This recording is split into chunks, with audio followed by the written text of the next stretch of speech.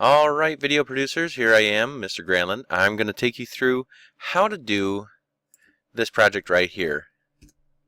Okay, so this is for the Doritos group, and here we go. We got Bennett, he grabs a lightsaber, hits it, and it chops the end off, and all that good stuff right here. Okay, so to do this, we have a number of layers and a lot of duplicating layers and a lot of layers just for the saber. So let's get started. Okay, first off we want to find our footage, and here we are, 055.mp4. We're going to right click here and we're going to go new comp from selection. Alright, now you're going to make a new layer. We're going to go to Layer, New, Solid. Going to get a dialog box like this. We'll call it Saber and make comp size and click OK. Over in the Effects and Presets tab, we're going to look for Beam, B-E-A-M, and drag it on there. Now Beam has a starting point and an ending point, a time and a length, and we're going to change the length here to 100%, and we're going to go to where Bennett grabs the lightsaber right there, and that's where we're going to start rotoscoping this beam into place. Rotoscoping is the process of copying frame by frame, painting over something in the composition. We're going to enable starting point and ending point animations here. So we're going to click in these stopwatches, and we're going to do page down on the keyboard, and then we're going to, as best we can, follow that with the starting point and ending point. You can click up here on the crosshairs, so starting point there, ending point there, and since it's so blurry, you're going to have to use your best guess.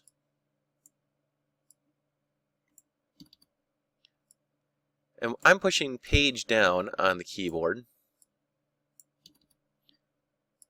and that lets me jump ahead 2 frames at a time. Now if I click on the saber layer and push U on the keyboard, it's putting down these keyframes here. And keyframes are what allow things to move in time. So those keyframes are important to making this animate.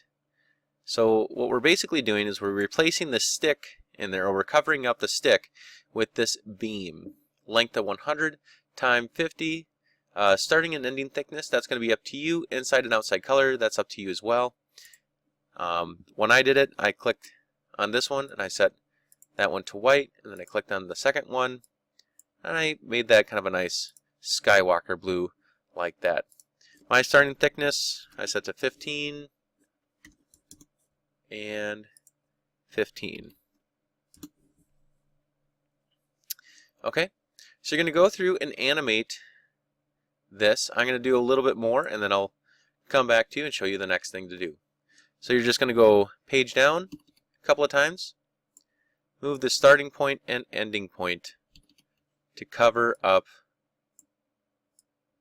the lightsaber as best you can. Now when we render this together, you'll see that it'll match where it's blurry and stuff pretty well. Now here I am animating, and you'll notice that it's going to animate right off the screen. So as the starting point and ending point go off the screen, I'm going to animate it with you.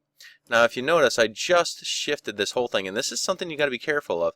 If you move the whole screen like this, you're going to have to reset it. So do Control Z till the corners match up with the corners again. And you only want these ends to move. So I'm going to continue to animate this right off the edge. I'm just going 1 frame at a time now here.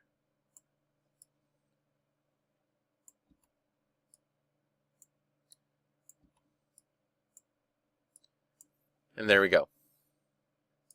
Alright, now right here in the video, when the lightsaber comes in contact with the broom handle, it has a little lens flare and some sparks that show up. So I'm going to show you how to do that. So back in our composition here, we're going to make a new layer. You can do Control Y on the keyboard, or you can go to Solid and New. We're going to call this Flare. We're going to go into our effects and presets, and we're going to type in lens flare. You can't have a good effect without a lens flare. Now down in the timeline area, I'm going to toggle switches and modes down at the bottom. I'm going to click on where it says normal here. I'm going to change that to add. I'm going to put the center spot right here, right on where the swords clash, right there. I'm going to take this layer, I'm going to make it real short because we just want it to be right where it hits it. And then I want it to fade out as he swings through. So I'm going to open it up. I'm going to go to Transform. I'm going to go to Opacity. I'm going to turn on the keyframes here. And I'm going to have it go from 100 at this keyframe to 0 there. And since it's at 0, might as well just turn it off. So it's going to go like that. Just kind of pow. Okay. Now I need another keyframe that's going to shoot sparks right where it hits to further sell that effect. Okay, so once again, Control Y on the keyboard, or you can go to Layer, New, Solid. We'll call this Sparks. And on this layer, we're going to put in CC Particle World. So you can type in Particle, or just Part. We're going to go to CC Particle World, drag that onto the solid here, and we're going to drag this circle to be right where those swords overlap there. We're going to shorten this layer to start right there. We're going to turn the birth rate down to 0. We're going to set the keyframes. We're going to push page down to go one frame forward. We're going to set it up real high, and then we're going to go another page forward and bring it down. And so what the result is that. Now that's way too many sparks, so I'm going to turn that down. I'm going to push U on the keyboard. After I click on that layer, I'm going to just delete all the keyframes there, and I'm going to try it again. Starts at 0, enable keyframe, page down, go forward, and maybe we'll just go up to like 2, page down again, and back to 0. So let's look at that. Yep, that's right. Now on Grids, Guides, and Slices, we're going to open that up. We're going to turn all of these off. Okay, so we don't have any of those markings, some guidelines there. I'm going to go to Longevity. I can turn that down to about 0.5, so just kind of sparks, and the sparks go away shortly thereafter. So about 0.4 is pretty good.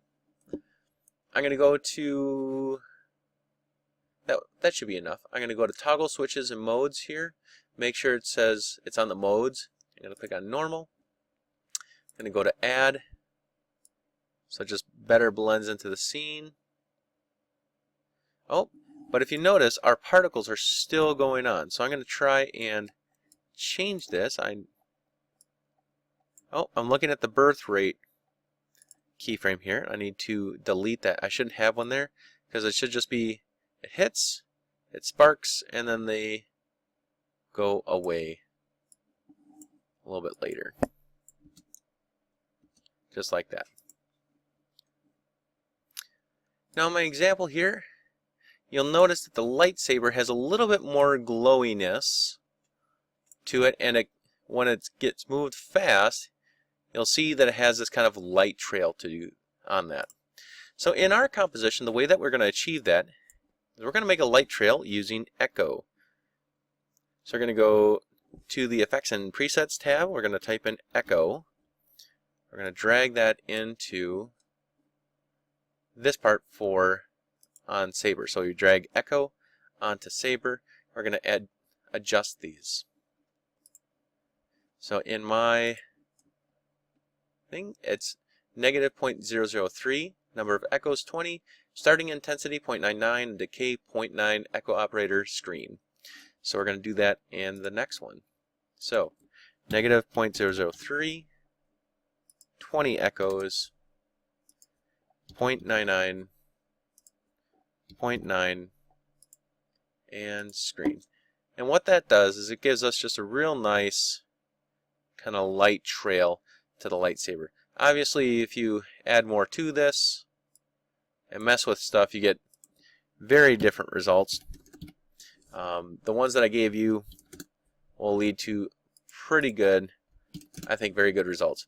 But try some different stuff, see if you like it. Now we're going to add a little bit extra glowiness to this lightsaber, and we're going to do it very simply by adjusting. We're going to duplicate the lightsaber and then changing some of the effects. So go to the saber, and we're going to do Control D on the keyboard, or you can go to Layer and Duplicate Layer, or Edit and Duplicate. Yep, Edit and Duplicate, or Control D. And we're going to go to the lower saber here, and we're going to change. We're going to click on that one. Oh, double clicked by accident. We just click once on it. We're going to go up to the Effects and Control tab. We're going to delete Echo, and we're going to adjust the thicknesses here. So if we make it a bit thicker, like 80 and 80,